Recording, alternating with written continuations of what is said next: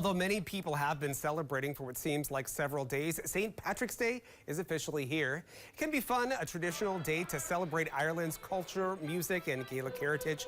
The annual observance on March 17th recognizes the nation's patron saint, a Christian missionary who converted the Irish people to Christianity. Now, Northlanders headed out to many local establishments to celebrate the big day. We stopped by Dublin's earlier in the midst of the party. St. Patrick's Day is always a very good weekend, very good day. You know, lots of people come in, people are excited. So it's one of my favorite holidays for sure.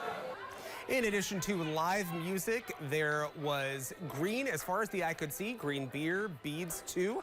There was also plenty of Keeley dancing, keeping the Irish St. Patrick's theme going. Now for Superior's Kim Gansky, Dublin's was the perfect place to celebrate her Irish heritage. Here at Dublin's, good food, good music, lots of people, and I'm happy to be here. And this was just one of the celebration days at Dublin's. Last night they hosted a bagpipe and drum band.